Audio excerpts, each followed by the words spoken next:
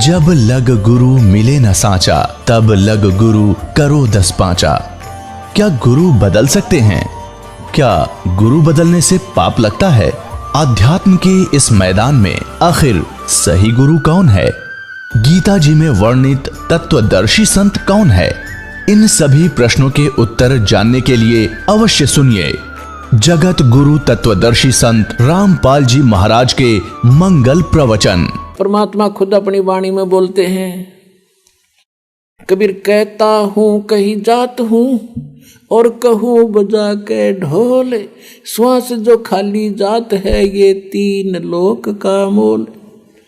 ये तो जो बिना नाम करे तुम खाली छोड़ रहे हो ये भी इतना कीमती है, 3 लोक का मोल। और सतनाम के साथ जाप किया जाता कहते 3 लोक पासेंग धर रंग हो रही हो तो ना तुला तुला राम रंग हो रही हो।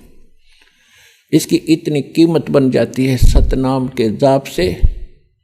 और फिर सारनाम, ओए उसका तो कहना है कि आपके ऊपर जो परमात्मा ने रहम किया है उसका कोई एस्टीमेट लगा कर दास नहीं बता सकता कितनी दया आपके ऊपर हुई है। यहाँ आना हंसी खेल है। आप देख लो हरियाणा के लोग कितने आ रहे हैं और मध्य प्रदेश, उत्तर प्रदेश, राजस्थान, वहाँ से कैसे आ रहे हैं। तो कहते हैं अभी तक इन्होंने ज्ञान नहीं या इनके इतने अच्छे संस्कार नहीं बने हैं जो यहाँ तक पहुँच सके। तो एक दिन ऐसा आवेगा, परमात्मा ने बोल रखा पूरा विश्व ने ही ये ज्ञान स्वीकार करना ही पड़ेगा और कोई विकल्प नहीं है, नहीं तो घने दुखी हो जाएंगे।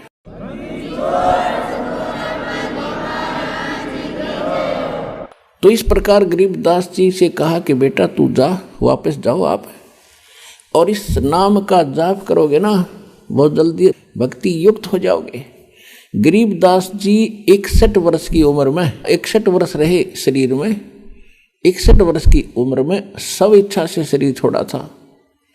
और फिर उसमें तो भगत पीछे पड़ गए, महाराज और रुक जाओ, बहुत और कुछ दिन रहो। 6 महीने का समय दे दिया। 6 महीने के बाद मैं नहीं रहूँगा इस लोक में भाई, मेरा काम पूरा हो गया। तो 6 महीने के बाद सबको पहले सूचित करके बता दिया था कल मैं शरीर छोड़ूंगा। उस दिन भादवा उतरते की द्वादशी को और सन 1778 में गरीबदास जी 61 वर्ष की आयु में बैठे बैठे शरीर छोड़ के अपने चले गए थे। क्योंकि जिसने वो लोक देख लिया यहाँ रह सकता है। आपको तो वैसे तो इस ज्ञान से ही दास आपको इतना प्रेरित कर देगा कि आपकी आस्था यहाँ से हटकर 100% वहाँ लगेगी, तभी वहाँ जा सकोगे। ये नहीं है कि आप यहाँ की व्यवस्था जैसे बच्चे हैं या भाई बहन माता पिता हैं, इनको भी प्रेरित करो, इनको भी समझाओ, साथ रखो अपने।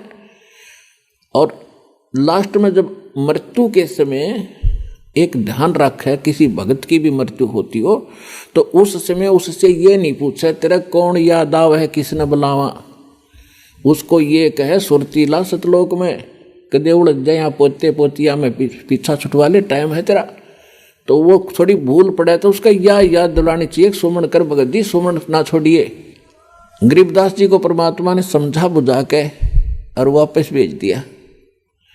उधर से क्या हुआ कि पीछे से वो पाली गवाले थे, उनके याद आई 4-5 घंटों के बाद। वो दूर ले गए उन पशुओं को। उन्होंने कहा वो बालक कहाँ है, लड़की का लड़का, उसको लिया उठा कर, उसका समय आ गया गाय घेरन का, उसकी नंबर आ गया यहाँ पाली बनकर खड़ा होने का। तो वो पहुँचे वहाँ पर जहाँ पर वो छोड़ के आए थे। गरीबदास जी 10 वर्ष के बालक, पहले अच्छे हट्टे कट्टे शरीर थे, अच्छा मजबूत सा शरीर होता था, ऐसे बैठे आसन लगाए। तो उसने दूर से आवाज़ लगाई पहले तो, फिर निकट जाकर उसको पकड़ के कहा खड़ा हो ले भगत जी, समाधि कहाँ चली गई तेरी।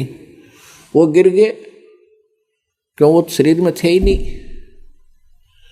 अब उसको देखा सड़कें डॉक्टर ने देखी, खत्म। उसने आवाज़ लगाई कि लड़का मर गया, भागो। वो पाली दौड़ कर आई। सबने देखा सचमुच बाबा जी ने जादू तंत्र का दूध पिला दिया, बालक मर गया। गांव में दौड़ कर आए, 1.5 किलोमीटर दूरी पर खेत था। गांव में दौड़ कर आए, गांव वालों को पता चला माता पिता तो दोनों अचेत हो गए, बेहोश हो गए इकलौते पुत्र की मृत्यु सुनकर। क्यों 12 वर्ष के बाद उत्पन्न हुआ था, 10 वर्ष का हो चुका था, गास नहीं थी। दोनों माता पिता बेहोश हो गए बच्चे की मृत्यु सुन के। नगर के लोग जा कर के वहाँ से शव को घर पर लाए, अंतिम संस्कार के लिए चिता पर रख दिया। उधर से परमात्मा ने कहा कि जा बेटा, तेरा शरीर नाश करने वाले हैं। तो उसी समय चिता के ऊपर ही सचेत हो गए, और जो बंधन बांध रखे थे, जो बांध कर ले जाते हैं घर से, वो अपने आप टूट गए।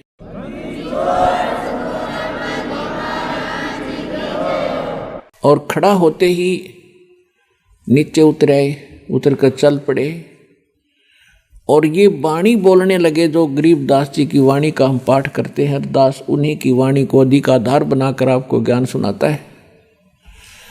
अजब नगर में ले गए हमको सतगुरु आने, जल के बिंब अगाध गुति वासुते चादर ताने। पर पटन व परलोक है जहाँ अदली सतगुरु सारे, भक्ति हेत से उतरे पाया हम दीदारे। अब इस भाषा को गांव वाले नहीं समझ सकते, और जो मालिक ने उनके अंदर वो ज्ञान फीड कर दिया तो करना ही था कंप्यूटर की तरह, फिर वो बोलने लग गए। क्योंकि परमेश्वर ने कहा था कि बर्म में पंथ में, गरीबदास वाले पंथ में, उस पंथ के प्रवर्तक द्वारा मेरी महिमा की वाणी प्रकट होएगी। वो तो होनी ही थी। और फिर परमेश्वर ने यह भी कहा कि उस बर्म में पंथ में, गरीबदास वाले पंथ में जब वो चल चुका होगा तो उसमें फिर मैं स्वयं आऊँगा और सभी पंथों को खत्म करूँगा। इस ज्ञान से मेरे बच्चों को एक करूँगा, सभी एक होंगे, सबका मोक्ष करूँगा। तो उसी गरीबदास वाले पंथ में ये दास भेज रखा, उस परमपिता ने अपना दास भेज दिया, अपना नौकर भेज दिया। पूरी भक्ति विधि, पूरा कंप्लीट कोर्स, पूरी पावर देकर आपको मोक्ष कराने का पूरा प्रबंध दे करके दास को भेज रखा है। ये 100 प्रमाणित समझ लेना, सच समझना।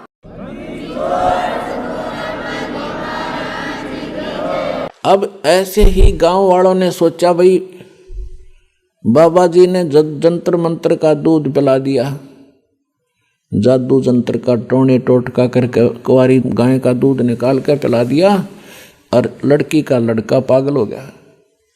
अब वो बात करें सिद्धि, वो जवाब दे कहाँ गया था, वो कौन था बाबा जी, तो वो क्या बताया करते, अनंत कोट ब्रह्मांड का एक रति निभारे, सतगुरु पुरुष कबीर हैं वो कुल के सर्जनहारे। और फिर क्या बताते थे, अलल पंख अनुराग है सुन मंडल रथीरे, दास गरीब उधार दिया मोए सतगुरु मिले कबीर।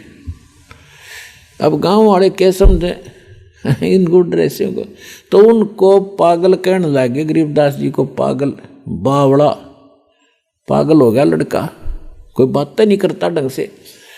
तो न्यू सोचा भी कोई बात नहीं, लड़की इस बावड़े ने देख कर जी लेगी, ये जीवित तो हो गया, पागल है जैसा भी, या लड़की मरा हो नहीं था इसकी माँ, अब इसको देख कर ही अपना जीवन जी लेगी, ये कहकर सब्र कर लिया। उसके बाद झाड़ फूक वालों को भी दिखाया, जादू जंत्र वालों को भी दिखाया, लेकिन उस पर क्या असर करे था जादू जंत्र वाला, वो तो जिसने जादूगर ने जो मंत्र कर रखा वो ही चलेगा फिरते। अब 3 वर्ष के बाद एक दादू पंथी संत था, क्योंकि दादू साहब जी को भी परमात्मा ऐसे ही लेकर गए थे सचखंड में, एक जिंदा महात्मा के रूप में आए थे। और 7 वर्ष के दादू जी थे, तब बच्चों में खेल रहे थे, वहाँ उनको मिले थे, सचखंड लेकर गए थे, फिर वापस छोड़ा था। तो दादू साहब जी ने परमेश्वर कबीर जी की बहुत महिमा गा रखी है। जिन मुझको निज नाम दिया सोए सतगुरु हमारे, दादू दूसरा कोई नहीं वो कबीर सिरजनहारे। जो दादू पंथी संत था, एक बनिए के घर जन्म था उसका, 65 साल की उम्र होली थी, घर त्याग कर सन्यासी होकर के, बाल बच्चे छोड़ के वो दादू पंथ में दीक्षित होकर के और सन्यासी बनकर घूमता रहता था। कभी किसी गांव में जाता था, सत्संग करता था, कभी ऐसे शिष्य बना रखे थे। तो छुडानी के अंदर भी उनका एक शिष्य था, उसके वहाँ रुका करते थे। साल में 2 वर्ष में उधर आने का उसका नंबर आता था। तो 3 वर्ष के बाद जब वो वहाँ पहुँचा छुडानी में, तो जिसका वो शिष्य था उसने प्रार्थना की कि महाराज जी, हमारी लड़की के लड़के पर किसी ने जादू जंत्र कर दिया, ऐसे ऐसे कुंवारी गाय का दूध निकाल कर पिला दिया, वो लड़का मर गया था। यह तो शुक्र है भगवान का, उसके सांस वापस आ गए, लेकिन वो पागल हो गया। और कहते हैं संतों की विद्या को संत ही काट सकते हैं। आप दया कर दो, आप कुछ कर सकते हो तो उस दादूपंथी गोपाल दास नाम था उसका। गोपाल दास ने कहा कि भी लाओ मेरे पास, कोई दिक्कत नहीं, भूत प्रेत का साया नहीं रहेगा, मैं जानता हूं विद्या। अब वो व्यक्ति गरीबदास जी के नाना जी के पास गए और उनसे कहा कि ऐसे ऐसे मेरे पास एक महात्मा आते हैं, बड़े पहुंचे हुए हैं और बच्चे का वो इलाज कर देंगे। तो 5-7 गांवों के बुजुर्ग से, जिम्मेवार से आदमी उस बच्चे ने लेकर वहाँ गए, उसी गांव उसके घर पे। तो गोपाल दास ने पूछा कि बेटा वो कौन था जिसने तुझे बर्बाद कर दिया, क्या नाम था उसका, कौन था वो, क्या किया उसने? तो गरीबदास जी ने कहा कि मुझे बर्बाद नहीं किया, मुझे आबाद कर दिया। अजब नगर में ले गए हमको परमेश्वर आने, जल के बिंब अगाध गति हम सूते चादर ताने। हम सुल्तानी नानक तारे दादू को उपदेश दिया, जात जुलाहा भेद न पाया वो काशी माहे कबीर हुआ। अनंत कोट ब्रह्मांड का एक रति नहीं भारे, सतगुरु पुरुष कबीर हैं ये कुल के सिरजनहार। काफी देर तक गरीबदास जी ने वह अमृतवाणी की बौछार लगा दी। अब गोपाल दास का होश हवास उड़ गए कि गांव वाले इसने पागल कहे, अरे तेरा गजब हुई, ये तो अनमोल रतन से भरे पड़े हैं ये बच्चे, ऐसी अनमोल वाणी, ऐसा ज्ञान मेरे हृदय में टच कर रहा, मुझे एक एक वाणी इसकी। तो कहने लगा वो 65 साल का महात्मा उन बुजुर्गों को कहने लगा, गांव वालों ये बावड़ा को नहीं, ये बावड़ा नहीं है, बावड़े तो तुम हो जो इसको समझ नहीं पा रहे। और वो 65 साल का बुजुर्ग एक 13 वर्ष के बच्चे के आगे हाथ जोड़ कर खड़ा हो गया। अर्जों के महाराज जी यह वाणी लिखवा दो, यह वाणी लिखवा दो तो अनमोल रतन है जाता, कलयुग में जीवों का उद्धार करेगी, वाणी लिखवा दो।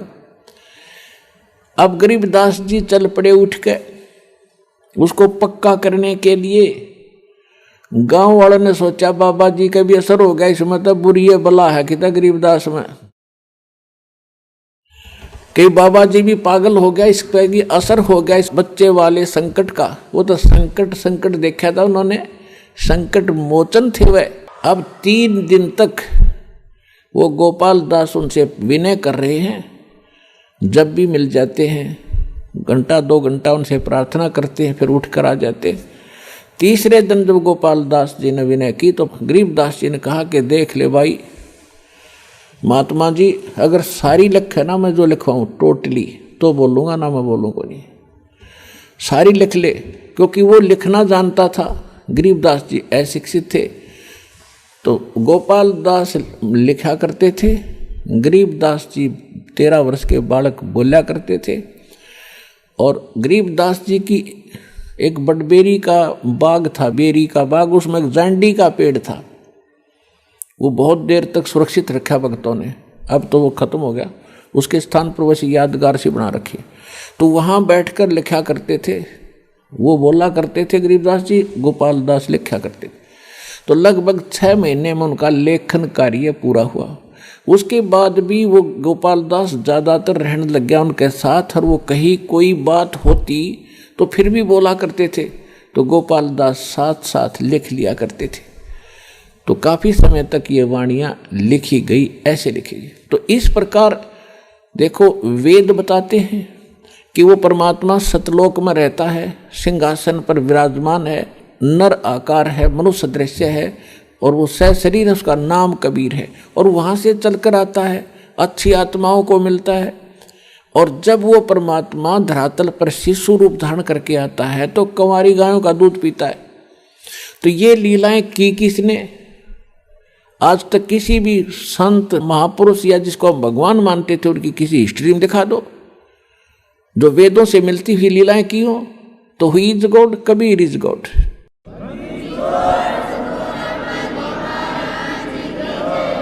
वेद बताते हैं और वही लीला परमात्मा ने की है, और आंखों देखा संत बताते हैं। और अब भी विश्वास ना होगा तो फिर कब होगा? यानी विश्वास तो होगा ही होगा, लेकिन जो ना सुनते उन्हें एक बार ये कड़वा सा लग गया है, और फिर देखना कितना मीठा होगा। तो आज का जो विषय था कि परमात्मा पर विश्वास हम कैसे करें, कि वहाँ कैसा लोक है, कैसा स्थान है। तो गरीबदास जी ने कहा है, अरस कुरस पर श्वेत गुमट है, ता परमेश्वर का डेरा। श्वेत छत्र सिर मुकुट विराजय, देखत ना उस चेहरे नू।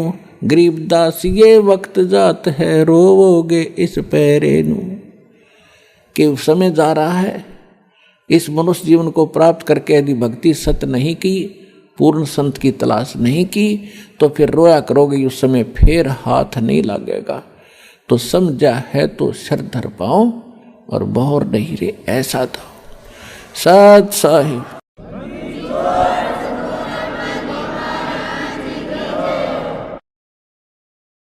परम पिता परमात्मा पूर्ण ब्रह्म सारी सृष्टि के रचनहार कबीर परमेश्वर जी की असीम रजा से आप सभी पुण्यात्माएं सत्संग सुनने के लिए उपस्थित हुए। वे सभी पुण्यात्माएं हैं जो परमात्मा के इन वचनों को किसी न किसी माध्यम से सुनते हैं, चाहे कोई वो सीडी सुनते हैं, डीवीडी सुनते हैं, या किसी टीवी चैनल पर सुनते हैं, या परमात्मा के इस सच्चे दरबार में सतलोक आश्रम बरवाला जिला हिसार में आकर के ये वचन सुनते हैं। वो बहुत ही पुण्यकर्मी प्राणी हैं, और इस ज्ञान को सुनकर जो इसका अनुसरण करता है, इस ज्ञान को ग्रहण करके फिर इसके अनुसार वो कार्य क्रिया करता है, यानी दीक्षा लेता है, फिर आजीवन मर्यादा में रह के भक्ति करता है, तो वो विशेष पुण्यकर्मी प्राणी होते हैं। गुरुपद सेवै बिरला कोई, जापै कृपा साहेब की होई। गुरु जी की पद माने पद्धति, गुरु जी के द्वारा, सतगुरु के द्वारा बताई गई पद्धति, यानी पूजा की विधि के अनुसार जो साधना करते हैं वो परमेश्वर के विशेष कृपा पात्र होते हैं। जो सत्संग सुनते हैं वो भी पुण्यात्मा होती हैं, और सत्संग सुन के जो तड़फ उठती हैं, तिलमिला जाती हैं दीक्षा प्राप्त करने के लिए और परमात्मा पाने के लिए, और वो दीक्षा ग्रहण करके आजीवन मर्यादा में रह के ये सफलता प्राप्त कर लेते हैं, उनके ऊपर परमात्मा की विशेष रजा होती है। आप जी उन विशेष कृपा पात्रों में से हैं जिनके ऊपर परमात्मा ने विशेष रजा बख्शी है। इतनी सर्दी के अंदर और कहां कहां से कितने लंबे सफर को तय करके आप छोटे छोटे बच्चों को साथ लेकर इस दरबार में पहुंचे हो, आपके ऊपर परमात्मा घना प्रसन्न है। अपने आप ही आपको प्रेरणा करता है, आप ही आपकी व्यवस्था करते हैं। किसी के पास कोई भी चीज का अभाव है, धन नहीं है, वो व्यवस्था भी परमात्मा परमेश्वर कबीर जी कहीं ना कहीं से आपको वो व्यवस्था करते हैं और फिर प्रेरित करते हैं और फिर यहाँ लाते हैं, नाम दिलाते हैं। करे कराव ऐसाइयाँ मन में लहर उठा, दादू सज्जर जीव के वो आप बगल हो जा। सत्संग में आने से प्राणी को ये ज्ञान दिया जाता है, आत्म ज्ञान, उसके साथ साथ परमात्म ज्ञान। आत्म ज्ञान है कि आप कौन हो और मनुष्य जीवन आपको किस लिए प्राप्त हुआ है और इसका मूल उद्देश्य क्या है। और परमात्म ज्ञान है परमात्मा कैसा है, वो क्या लीला करता है, वो क्या सुख देता है और उस परमात्मा की प्राप्ति कैसे होती है, ये सत्संग होता है। तो सत्संग में सबसे पहले आत्म ज्ञान कराया जाता है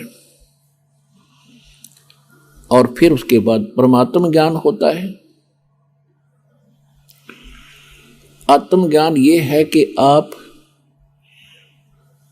असंख्य युगों से इस काल के जाल में भटक रहे हो, जन्म और मृत्यु की इस फांसी पर लटक रहे हो।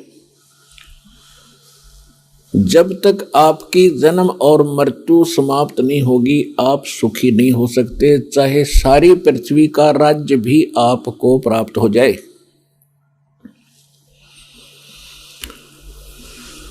क्योंकि यहां वो सुख है ही नहीं 21 ब्रह्मांड में।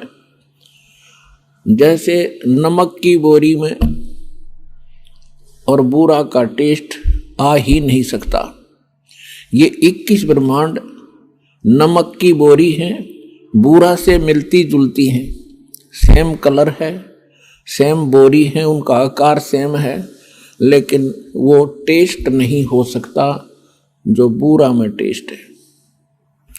वो सतलोक के अंदर वो सुख है जिसकी खोज हम यहाँ कर रहे हैं, इस नमक के बोरे में।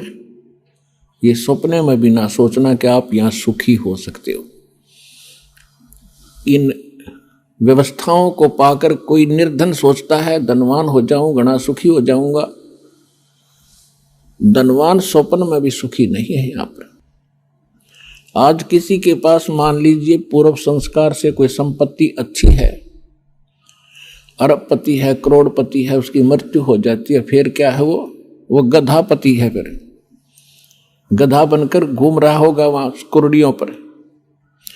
तो ये आत्म ज्ञान है। 3 लोक का राज जीव को जय कोई देवे, लाख बधाई क्या करे जो नहीं नाम से दे।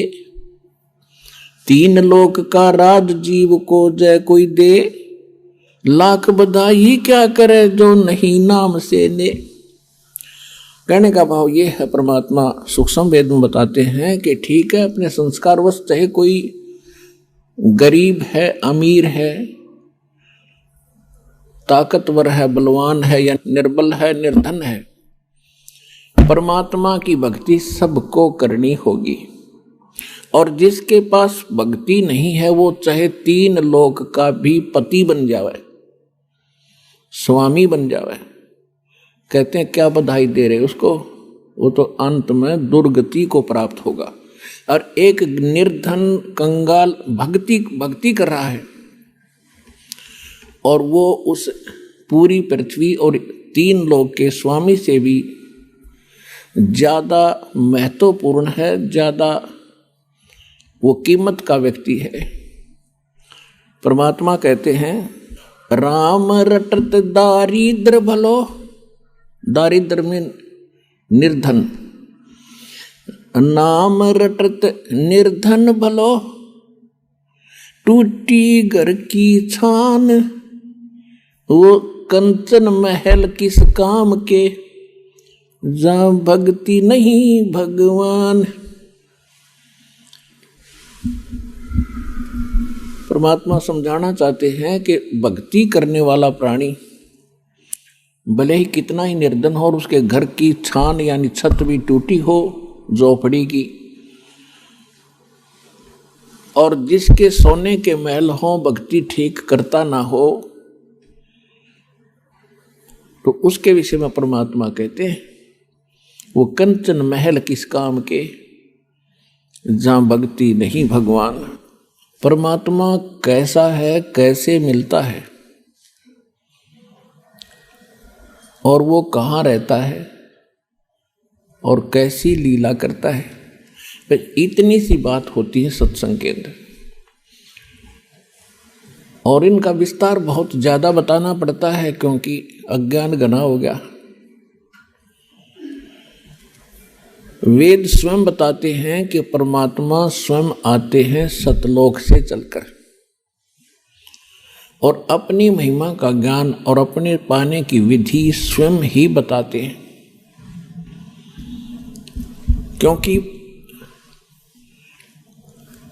अध्यात्म मार्ग परमात्मा का होता है और परमात्मा ही बता सकता है। अन्य कोई किसी प्रकार से कोई साधना साधक करके अनुभव करने की चेष्टा करता है तो इनकम्प्लीट ही रहता है, क्योंकि यहाँ का भगवान जो है, जो यहाँ का स्वामी है, ये काल भगवान, ये नहीं चाहता कि यहाँ मेरे जाल में फंसे हुए प्राणियों को उस पूर्ण परमात्मा की जानकारी हो जाए और उसके पाने की विधि प्राप्त तो बिल्कुल नहीं होने देता, जिसके परिणाम स्वरूप आप देख रहे हो विश्व में कहीं पर भी सत साधना नहीं है, सत भक्ति नहीं है। इस सतलोक का सिर्फ बरवाला जिला हिसार ने छोड़ के पूरे विश्व में। अब प्रथम बार कोई व्यक्ति ये बात सुनता है तो वो उसके ये बात अच्छी सी नहीं लगती, उसके गले उतरे नहीं, और जिस समय ये प्रमाण देखोगे सदग्रंथों के अंदर गूढ़ रहस्यों को स्वयं आंखों से देखकर जानोगे, फिर आप सहर्ष स्वीकार करोगे कि सचमुच इस विश्व में सत भक्ति किसी के पास नहीं है और सत साधना शास्त्र अनुकूल भक्ति के बिना जीव मुक्त नहीं हो सकता। अब जैसे किसी ने जंडी काटनी हो, एक पेड़ होता जंडी, और उसके काटने का तरीका क्या होता है, एक कुहाड़ा होता है, कुहाड़ी पैनी लोहे से बनी हुई, और फिर आरी होती है लोहे के दांतों वाली। उसके स्थान पर यदि कोई काठ का हथौड़ा लेकर और उससे काटने का प्रयत्न करे तो कभी नहीं काट सकता। तो यथार्थ जो साधन है उस जंडी के काटने के, वही प्रयोग करोगे तो वह जंडी बहुत आसानी से कटेगी। ठीक इसी प्रकार ये जन्म मरण का रोग रूपी जंडी हमारे जामगी, इसको काटने के लिए वो शास्त्र अनुकूल साधना का प्रयोग करना पड़ेगा, और जो इस दास के अतिरिक्त विश्व में किसी के पास नहीं है वर्तमान में।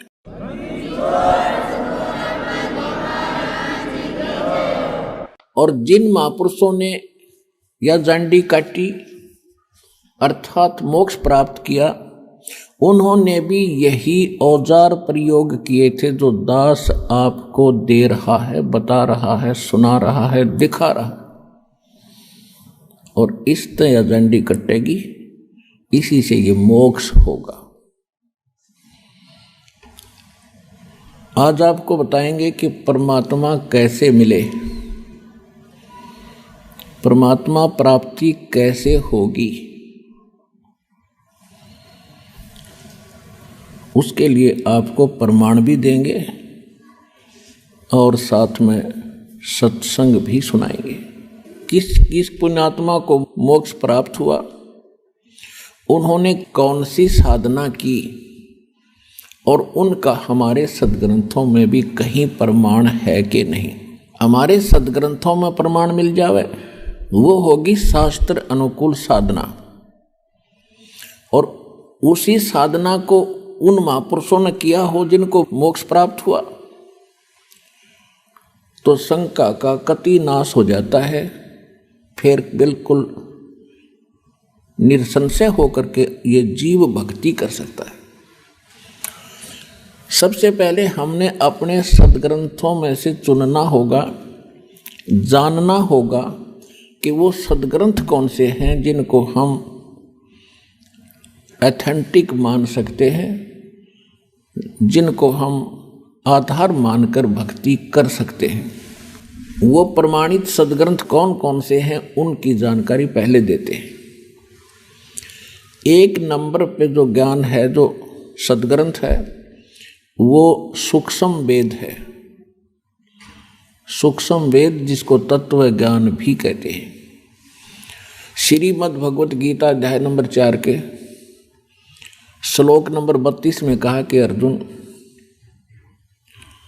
जो अभी मैंने इसी चौथे अध्याय के 25 से लेकर 30 मंत्र तक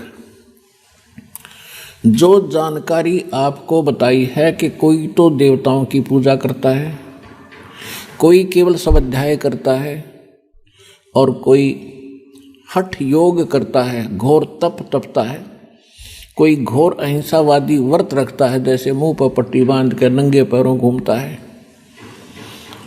और कोई केवल योग अभ्यास ही करता है, और सभी के सभी अपनी इस साधना को पापनाशक जानते हैं। पापनाशक यानी मोक्षदायक। पाप नष्ट होंगे तभी हम मुक्ति पा सकते हैं, कर्मों के बंधन से हम यहाँ जकड़े पड़े हैं।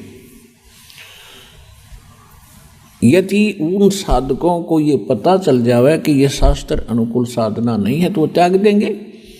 उनको पता नहीं है तभी तो अपनी अपनी साधनाओं को सब श्रेष्ठ मानकर कर रहे हैं। चाहे कोई मंगलवार का व्रत रख रहा है, चाहे कोई शुक्रवार का, चाहे कोई किसी देव को पूज रहा है या भैरव भूत बतालों को पूज रहे हैं, सभी के सभी अपनी साधनाओं को वो सत्य मान रहे हैं। तो यहाँ गीता अध्याय नंबर 4 के श्लोक 32 में गीता ज्ञानदाता कहता है कि इन धार्मिक यज्ञों की, यज्ञ माने धार्मिक अनुष्ठानों की जानकारी विस्तार के साथ सच्चिदानंद घन ब्रह्म की वाणी में लिखी गई है। सच्चिदानंद घन ब्रह्म की वाणी में विस्तार के साथ कही गई है, और वो परमात्मा द्वारा अपने मुख कमल से बोली जाती है। वो तत्व ज्ञान कहलाता है, उसको सूक्ष्म वेद कहते हैं। चौथे अध्याय के 34वें श्लोक में गीता ज्ञानदाता कहता है कि उस तत्व ज्ञान को मैं नहीं जानता, उसके लिए किसी तत्वदर्शी संत की खोज करो और उनको दंडवत प्रणाम करने से, कपट छोड़ के उनकी विनम्रता से प्रसन्न करने से और सेवा करने से वो तत्वदर्शी संत उस तत्व ज्ञान का उपदेश करेंगे। तो गीता ज्ञानदाता ने स्पष्ट कर दिया कि जो गीता में मैं ज्ञान आपको अध्यात्म ज्ञान बता रहा हूं ये कंप्लीट नहीं है, ये संपूर्ण नहीं है, इसमें वो तत्व ज्ञान नहीं है, वो सूक्ष्म वेद नहीं है। लेकिन ये भी नहीं कह सकते कि ये श्रीमद् भगवत गीता का ज्ञान गलत है। श्रीमद् भगवत गीता का ज्ञान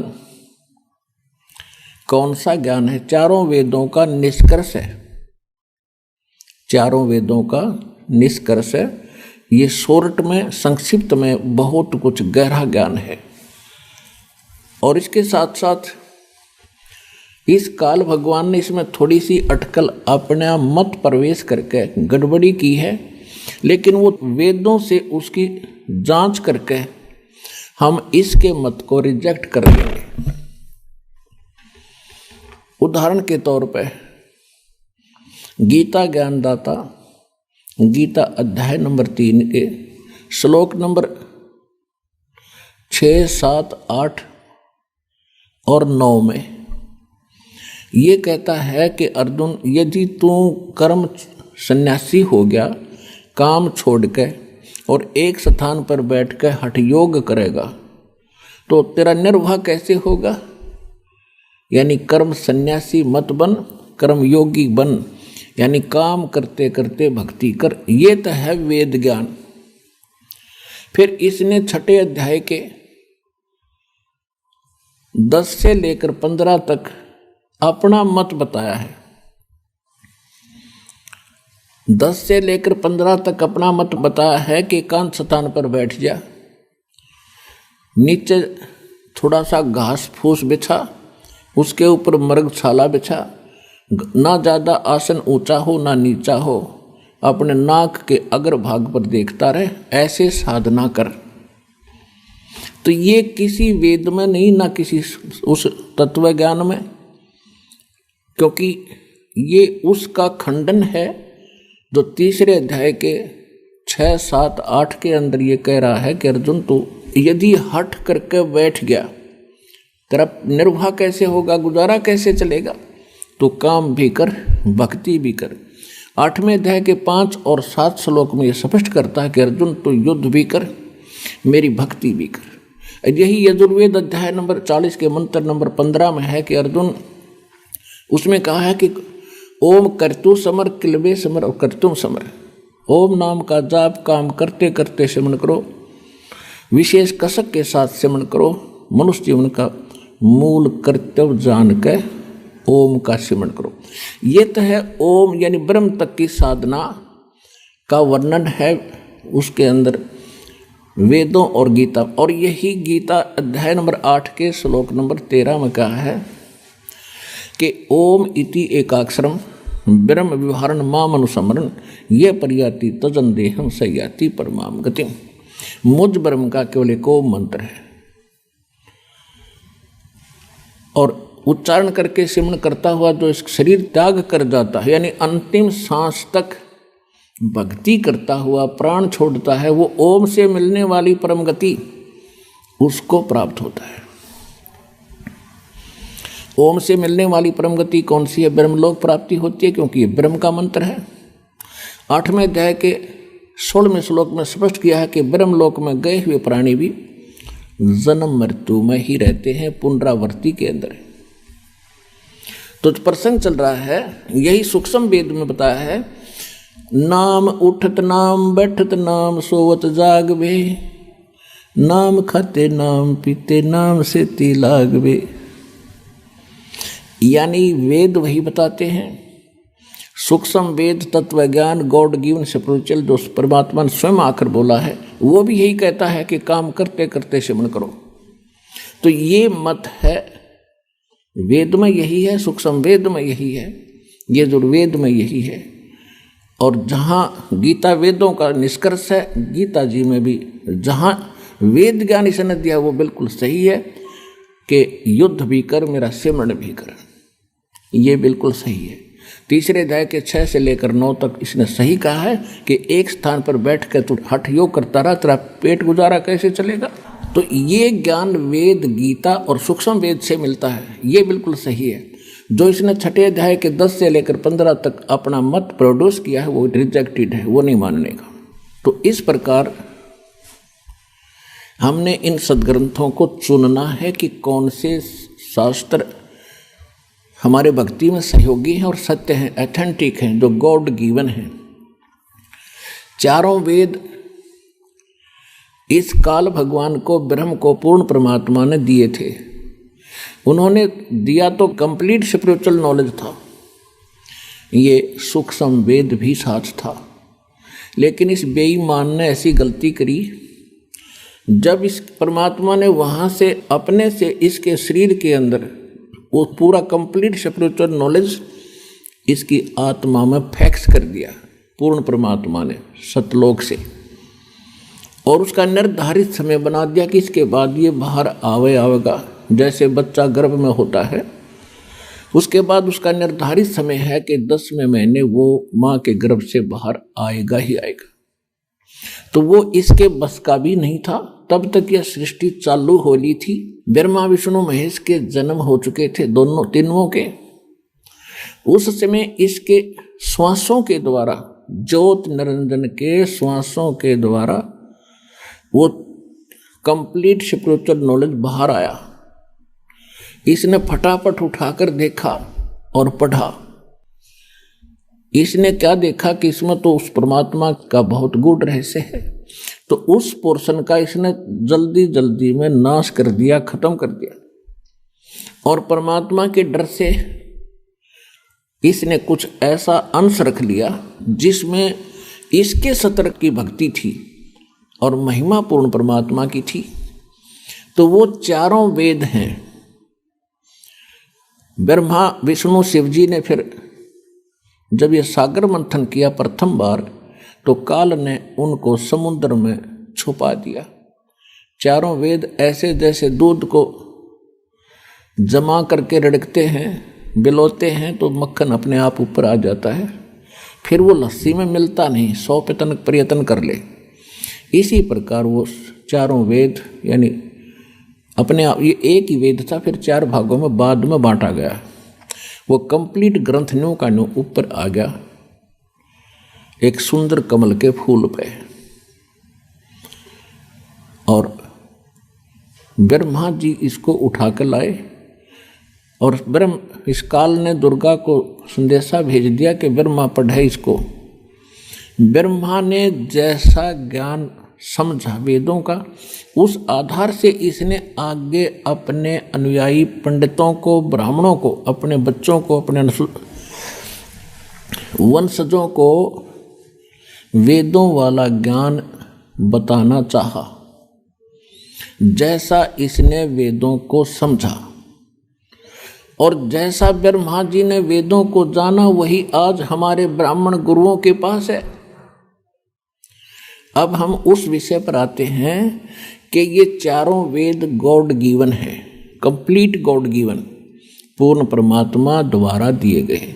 इसने जो निकाल दिया वो अलग बात है, जो शेष वेद हैं वो परमात्मा के दिए हुए हैं। तो ये चारों वेद, ऋग्वेद, यजुर्वेद, सामवेद और अथर्ववेद।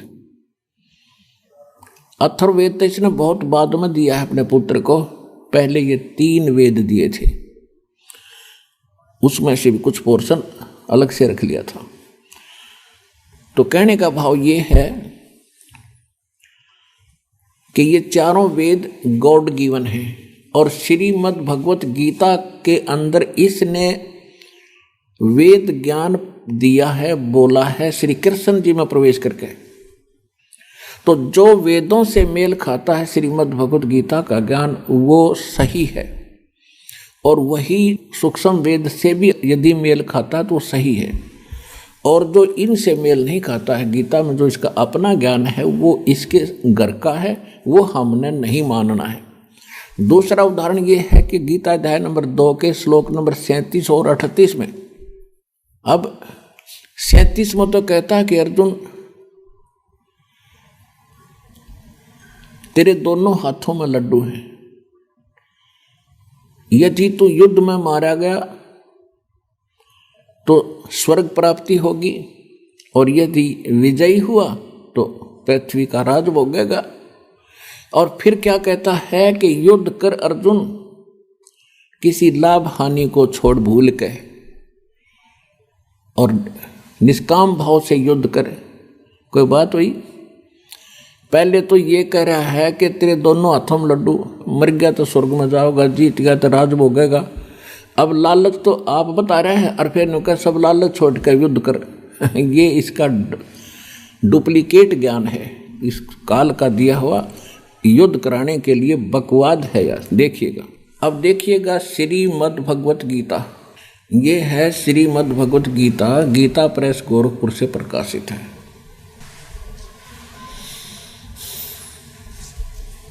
इसके संपादक कौन है देखिएगा,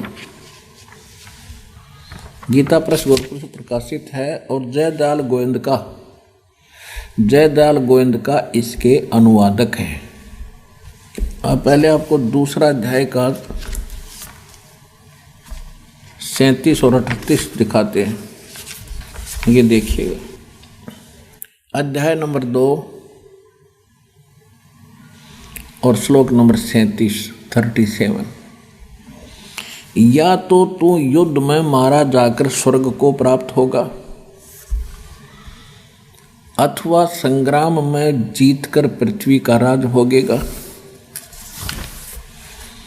इस कारण से अर्जुन युद्ध के लिए निश्चय करके उत्तिष्ठ खड़ा हो जा। और फिर क्या कहे देखिए, काल भगवान का जाल। कहते जय पराजय, लाभ हानि और सुख दुख को समान समझकर उसके बाद युद्ध के लिए तैयार हो जा। इस प्रकार युद्ध करने से तू पाप को नहीं प्राप्त होगा। बताओ ये कोई ज्ञान है? लाभ हानि और जय पराजय को भूल ले। लाभ हानि छोड़ के बेमतलब कौन लट्ठा होगा? इसका अर्थ तो ये हो गया कि किसी के सिर में मारा लठ। अन्यों कहते मैं तो बगैर लाभ हानि के और निष्काम भाव से लड़ रहा हूं तेरे साथ में, आजा। आइए अब हम उन श्रद्धालुओं के अनुभव जानते हैं जो जगत गुरु तत्वदर्शी संत रामपाल जी महाराज जी से दीक्षा प्राप्त कर चुके हैं तथा उनके द्वारा बताए गए भक्ति मार्ग पर चल रहे हैं। नमस्कार सर। नमस्कार सर। सर क्या नाम है आपका? नरेश पाल दास। नरेश जी आप कहाँ के रहने वाले हैं? मैं कंकरखेड़ा मेरठ का रहने वाला हूँ जी। सर क्या काम करते हैं आप? मैं अभी तो पुलिस फोर्स से रिटायरमेंट हो गया जी। सर संत रामपाल जी महाराज से कब जुड़े आप? मैं संत रामपाल जी महाराज से 2009 में जुड़ा जी। सर संत रामपाल जी महाराज से जुड़ने से पहले क्या आप कोई भक्ति साधना भी करते थे? जी हाँ सर, मैं संत डॉक्टर शौनक देव जी से जुड़ा हुआ था सन 94 से, और वही भक्ति में 17 साल तक लगातार किया। सर फिर आप संत रामपाल जी महाराज की शरण में कैसे आए? ऐसा था जी, उस दिन हम लाइन के अंदर थे और संत रामपाल जी महाराज के जो भगत थे वो मंदिर में बैठे हुए थे, और उस मंदिर में मैंने जाके उनको बोला भाई आज विश्वकर्मा का दिन है, आप प्रसाद वगैरह ले आओ। तो बोला यार विश्वकर्मा को किसने बताया? भगवान तो कबीर साहब है। मैंने उसको बोला यार हमने तो कभी ऐसा सुना नहीं और देखा भी नहीं, ना कहीं पढ़ा, आप बोल रहे कि कबीर साहब भगवान है। बोला मेरे पास एक बुक रखी, लाइन में जाके आप उसको पढ़ना, आपको पता लगेगा। तो भगत जी ने शाम के टाइम लाइन में मुझे वो पुस्तक दी, गहरी नज़र गीता में। मैंने उसको पढ़ा सर, और पढ़ते पढ़ते 2 दिन तक मैंने लगातार उसको पढ़ा, और इसके बाद मुझे टोटल ज्ञान हुआ कि गीता में क्या लिखा है क्या नहीं लिखा। इतना अच्छा उसके अंदर ज्ञान था कि मैंने प्रण कर लिया उसी दिन से कि मैं आज के बाद ये जो भक्ति मुझे बताई है डॉक्टर शौनक देव ब्रह्मचारी संत ने, ये मैं भक्ति बिल्कुल नहीं करूँगा। तो इसके बाद मैंने भगत जी से बोला भगत जी मैं आपके गुरु से नाम लेना चाहता हूँ। तो भगत जी बोले भाई 5 महीने बाद छुट्टी जाऊँगा, इसके बाद ही जो है ना आप नाम मिल सकता है। मगर ठीक है, मैं भी 5 महीने के बाद ही छुट्टी जाऊँगा। तो जैसे ही वो 5 महीने के बाद छुट्टी गई, मैं उनके घर ही चला गया जी, आश्रम गया और वहाँ से परमात्मा संत रामपाल जी महाराज से नाम लेके आया मैं। सर आपने कोई गुरु बनाए थे और उनकी 17 साल तक भक्ति साधना की, फिर आपको संत रामपाल जी महाराज की पुस्तक गहरी नज़र गीता में मिली। ऐसी उस पुस्तक में क्या लिखा था जो आपने 17 साल की भक्ति छोड़कर संत रामपाल जी महाराज से नाम दीक्षा ली? जो हम भक्ति पहले कर रहे थे वो भक्ति सदग्रंथों से प्रमाणित नहीं थी, और जो भक्ति विधि संत रामपाल जी महाराज ने हमको दी वो सदग्रंथों से प्रमाणित थी सर। सर संत रामपाल जी महाराज से नाम दीक्षा लेने के बाद क्या आपको कोई लाभ भी प्राप्त हुए? जी हाँ, मुझे संत रामपाल जी महाराज से दीक्षा लेने के बाद में बहुत लाभ हुए। पहला लाभ तो यही हुआ भगत जी कि मेरे को सद्भक्ति मिली सदग्रंथों के हिसाब से, और दूसरा लाभ मुझे ये हुआ कि मैं फोर्स के अंदर एक मैकेनिक पद पे था। तो एक गाड़ी नई रेज हुई थी जिसके बारे में मुझे भी ज़्यादा जानकारी नहीं थी। 8 दिन तक परेशान होने के बाद में लास्ट में मैंने छत्तीसगढ़ के अंदर तंबू के अंदर बैठा हुआ था, मैं मालिक को याद किया और संत रामपाल जी महाराज ने मुझे सारी चीज़ बताई ऐसे कि ये नहीं करो, ये करो, ये नहीं करो, ऐसे करो। और मैंने वही चीज़ जा कर के सवेरे इस्तेमाल की गाड़ी के अंदर, तो मुझे वहीं पर फॉल्ट मिला। और तब मैंने संत रामपाल जी महाराज परमात्मा का पहली बार एहसास किया कि इस धरती पे कोई मालिक है जो अपने बच्चों के साथ हमेशा रहता है। दूसरा लाभ भगत जी मुझे ये मिला कि मेरठ में पोस्टिंग थी, तो घंटा घर पे जाके मेरी एक गाड़ी ख़राब हुई और मैं दूसरी गाड़ी मंगवाने के लिए अपनी यूनिट में फ़ोन कर रहा था। तभी जो है एक 35-40 साल का एक मनुष्य वो मेरे पास आया, भीड़ में से निकल करके, हल्की हल्की दाढ़ी थी उसके चेहरे के ऊपर। तो मेरे को आके बोला, भाई साहब क्या बात है? मैंने बोला, भाई कुछ नहीं, ये गाड़ी ख़राब होगी लेकिन इसमें करंट भी सही आ रहा, पेट्रोल सही आ रहा, रिले भी इसका सही है, लेकिन पता नहीं यार ये क्यों स्टार्ट नहीं हो रही। बोला, भाई साहब मैं देख सकता हूँ? मगर ठीक है भाई आप देख लो।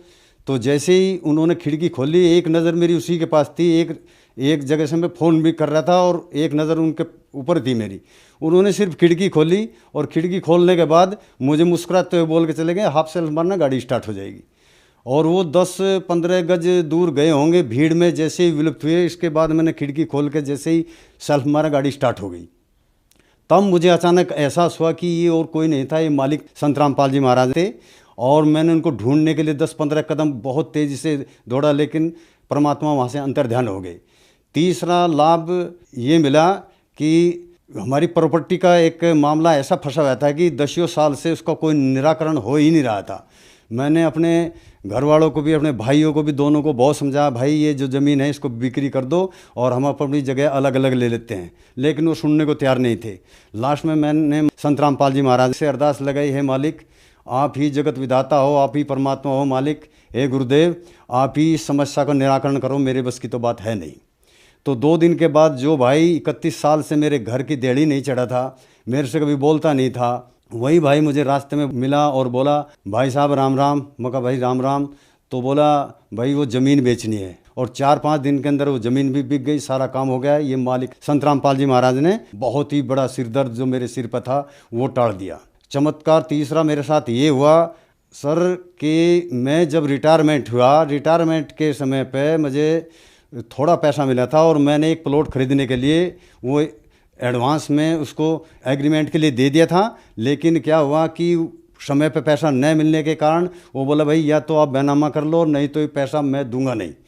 तो मैंने गुरुजी से प्रार्थना लगाई, हे मालिक, हे दाता, मैं तो लूट जाऊंगा, पिट जाऊंगा मालिक, मेरा पैसा आना चाहिए। तो साल भर हो गया, बहुत परेशान हो गया मालिक।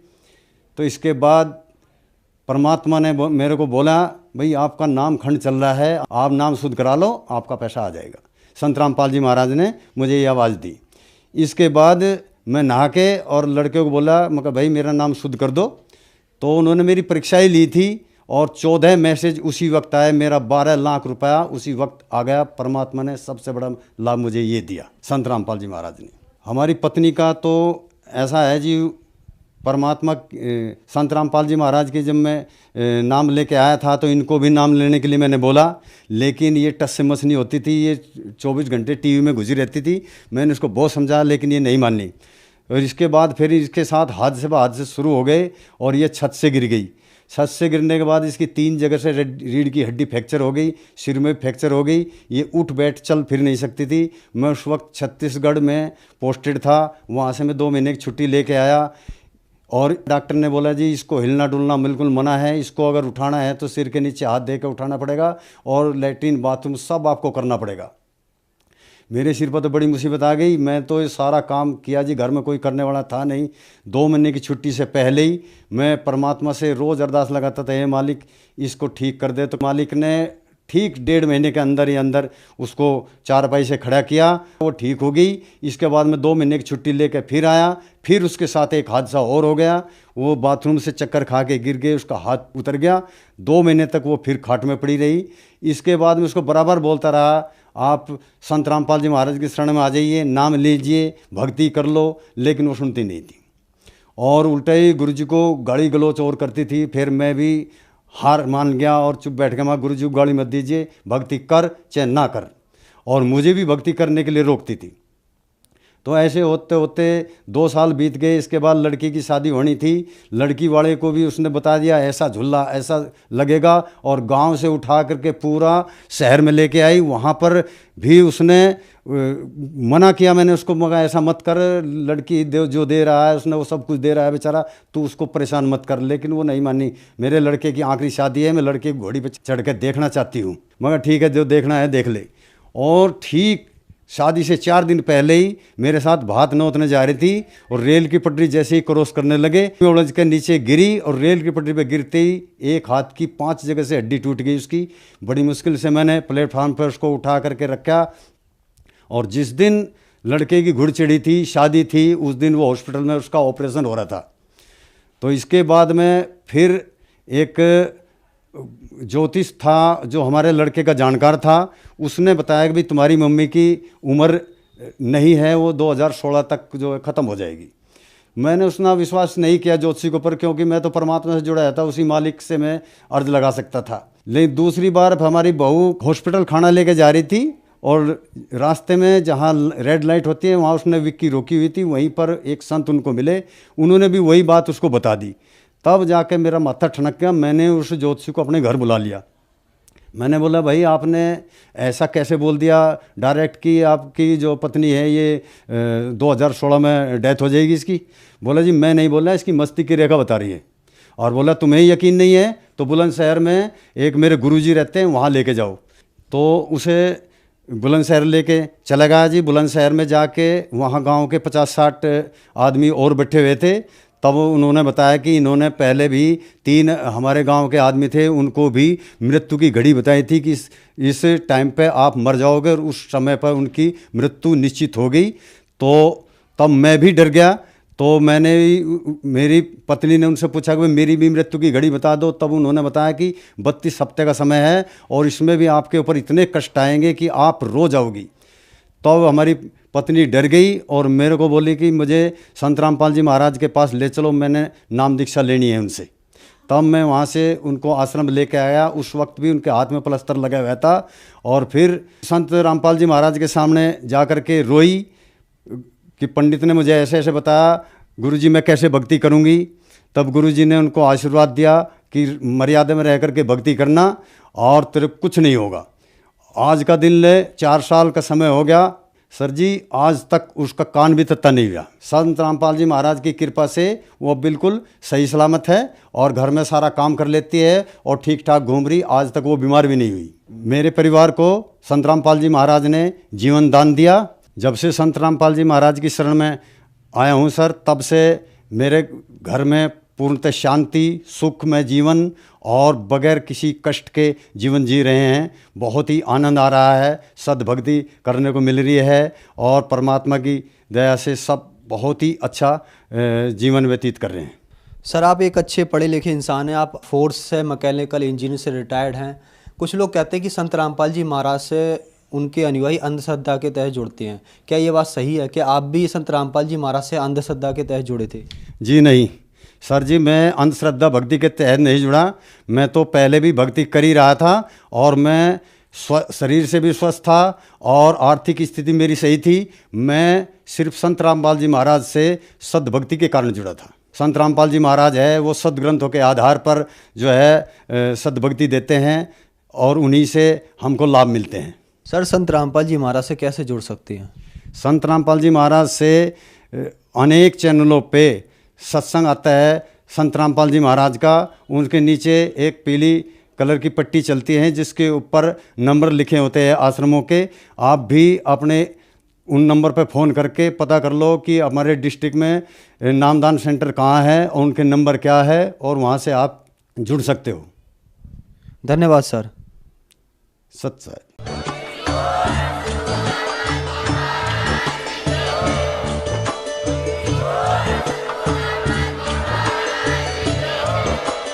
आप सुन रहे थे जगत गुरु तत्वदर्शी संत रामपाल जी महाराज जी के मंगल प्रवचन। अधिक जानकारी के लिए विजिट कीजिए हमारी वेबसाइट www.jagatgururampalji.org। संत रामपाल जी महाराज जी के शुभ आशीर्वाद से पूरे विश्व भर में 500 से भी ज्यादा नाम दीक्षा केंद्र हैं, जिन पर संत रामपाल जी महाराज जी द्वारा ऑनलाइन निशुल्क नाम दीक्षा दी जा रही है। अपने नजदीकी नाम दीक्षा केंद्र का पता करने के लिए संपर्क करें 8222880541।